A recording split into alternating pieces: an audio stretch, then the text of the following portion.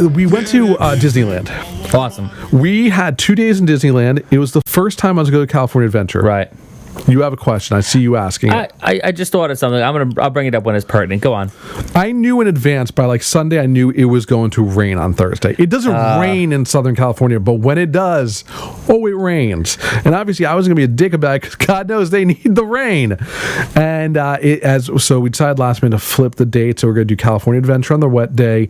Let's end on a high note on Magic Kingdom. Originally, let's do Magic Kingdom first on a Thursday. It'd be less busy. Right. We went in the rain. We went and bought ponchos, a golf umbrella. Gabe was like, it was an experience. It was a monsoon. Oh yeah, it looked it. We spent 8 to 10 hours there. We were troopers.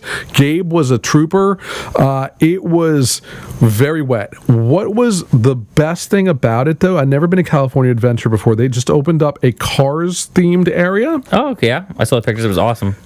It is done so well. Yeah. It is like, I'd say it's an area similar like how Avatar is in Animal Kingdom, except not Animal. Avatar is more like what the Star Wars universe is going to look like. It's just there's mountains and stuff. Here is just they recreate the entire Cars. It's just so well done. But I took a ride. Did you? Took a new ride. It's the Cars ride. I was lucky because it was pouring rain. Nobody was there, and all the rides pretty much run except for like 2. Even the outdoor roller coasters, which I did not do because that's scary in the rain. Yeah, I did the Cars ride. The Cars ride starts out much like Splash Mountain, or like just you're going around there telling a story. You're in a roller coaster type car with other people, but it's a lap bar, and you are just simply like you're a story. You're turning a corner, there's big cars moving. It's very cool, very fun. Right. But I knew there was a lap belt, so I knew there was something was happening. And then halfway through the ride, you get pulled up next to another human car thing, and they're like, "You're about to race." And I'm like, "What is going on here?" And it is like 3, 2, 1, balls in mouth, and it turns into like Big Thunder Mountain, and it turns into a roller coaster through the mountains. And you're racing another car. You're actually racing another. I love it. Yeah, and then one of you win, and there is also like an end sequence where you then finish up. But it was such a well done.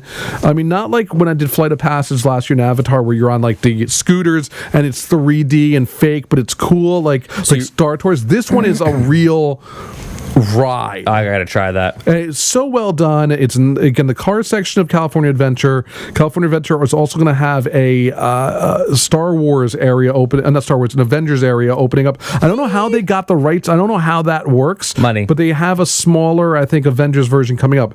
Now, the next day, Magic Kingdom, I found Club 33. Did you? It's hidden. I couldn't go in, but I saw this little sign that just said Club 33 in a weird back alley in the French Quarter area by the Haunted Mansion, and it was awesome. Did you try to walk in? I knew better.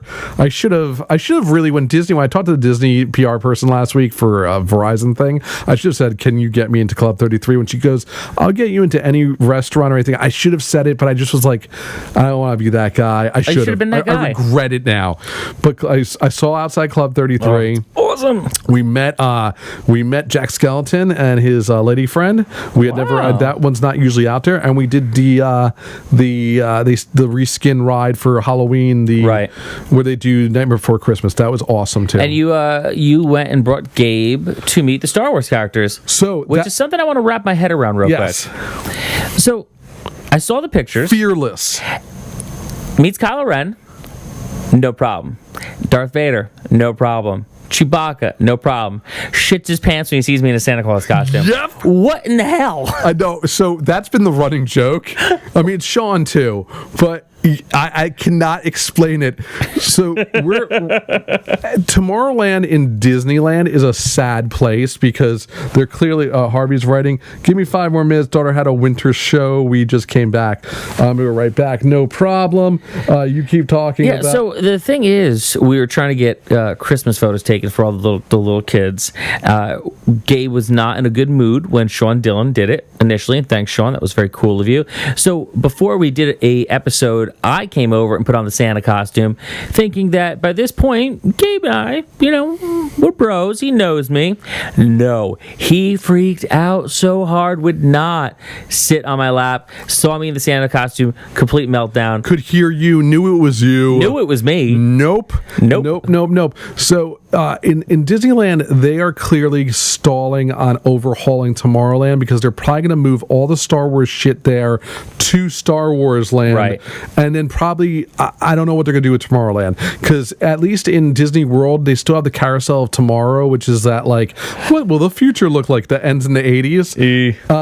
But in Disneyland, all they have is the exposition area, which used to be the Avengers place, but when that got moved to Tokyo or Singapore, they then just put the Star Wars Museum. It's like a museum with a fake little cantina, lots of stuff to sell. I love it. The high-end reproduction stuff, like Right. the lightsabers, Right. the robes. You can buy the robes, and like you can really buy the good shit there. Yeah. And so last time we went, they had like Chewbacca and they had Kylo Ren, and I think BB-8, and BB-8 wasn't there this time, but this time we noticed they had like a lot of people, and I'm like, we go late, no one's there, there's no line, it's 10 minutes each, whereas like anyone else, it was 90 minutes to get Minnie Mouse. Well, I didn't do that, Of course. but to get Rey, there was no line, so we're like, okay, let's do Darth Vader.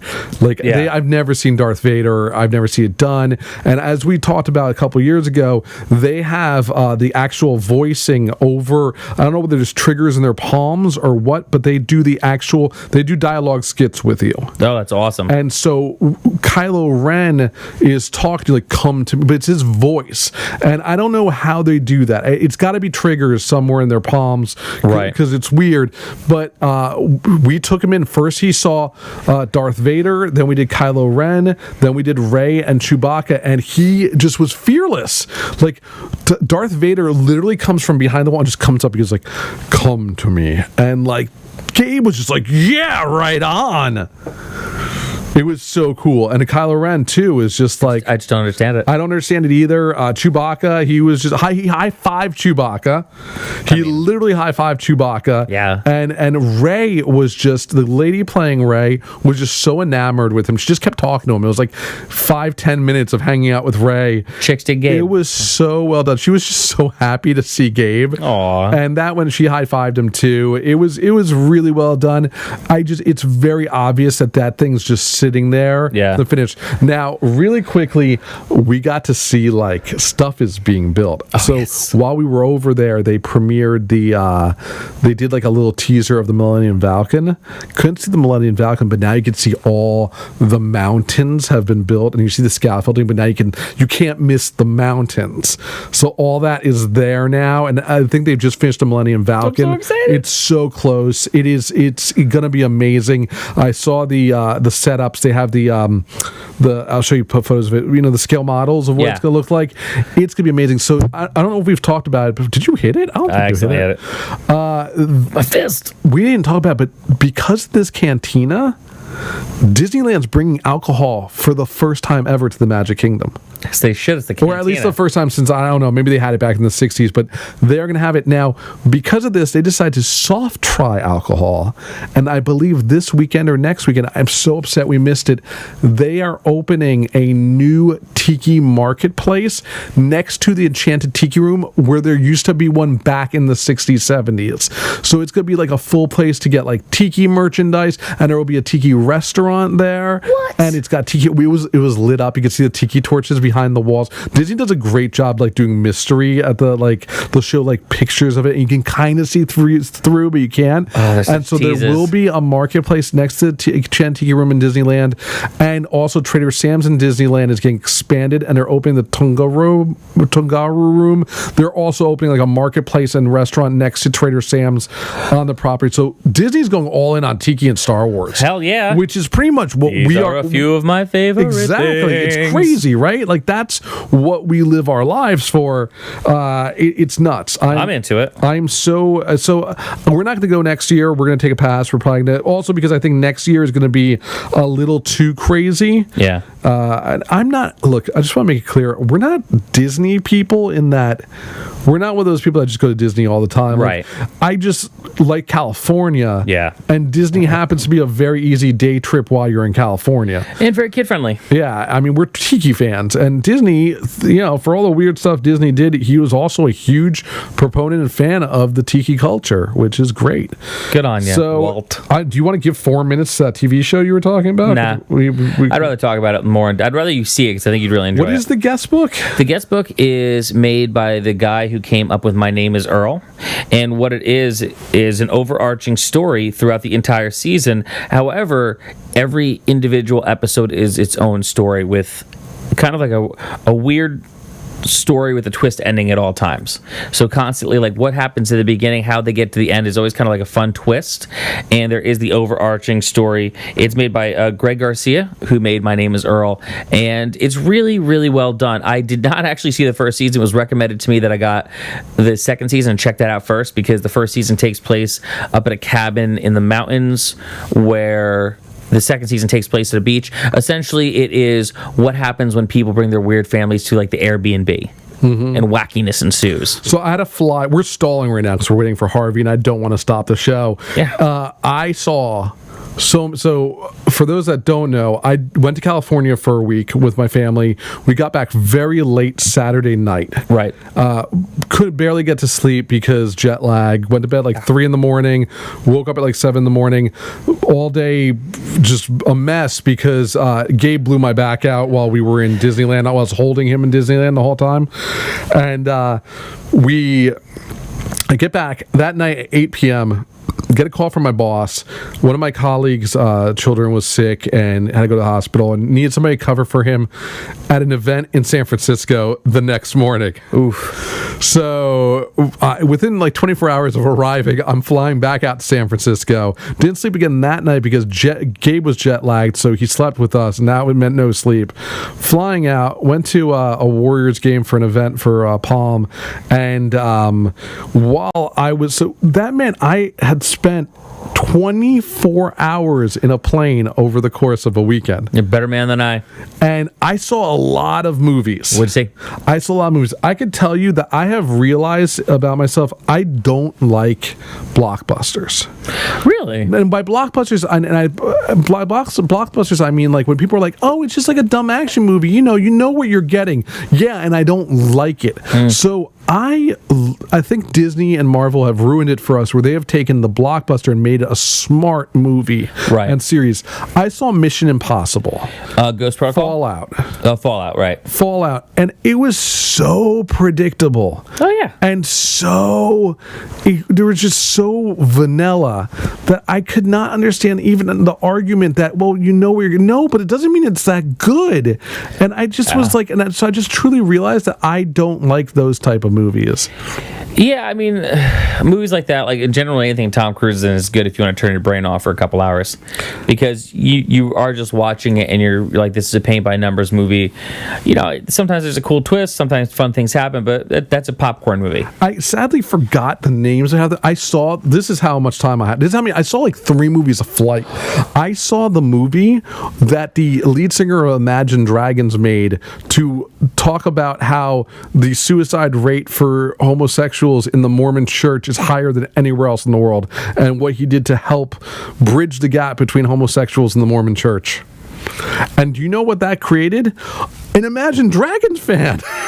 Really? I spent the last 2 days listening to their Essential collection on Apple Music, and I'm like, wow, these guys are really good at doing basically took My Chemical Romance's Sing and just created an entire career out of doing bombastic, epic, feel-good, like, pop songs. And I was like, this is actually, like, I'm like, I've never heard of them before, and now I understand why they are the biggest band in, like, the world and make gazillions of dollars. I just want you to know that. So I am an Imagine Dragons fan now. It's funny, the last thing I watched on a plane was Caddyshack. And learned about, like, Mormonism, and they're weird. So Mormons believe that, like, there's nothing wrong with homosexuals. Like, it's not evil as long as you don't act on it. Like, you can be gay, just don't act gay. Like, or at least that's what, like, they helped supposedly shift the viewpoint, but, like, that was the thing. Like, the Mormon church was like, oh no, it's okay to have homosexual feelings and to be gay, just don't do it. Just don't have sex. Like that's when you cross the line. So it was a very interesting movie. I forgot the name of it. I forgot all the names of the movie. I saw this great movie about like this guy who got out of jail and he's living in the hood in Oakland, and he the big scene was how he got into jail, and it was because some guy was in Pagan Idol and got the volcano mug and drank too much and came outside. It's like, look, my fucking tiki drink is on fire, and he's like, you're fucking, and he basically starts a fight with this guy, and he beats the man, and by accident the guy drops his tiki drink that lights him on fire, and he burns.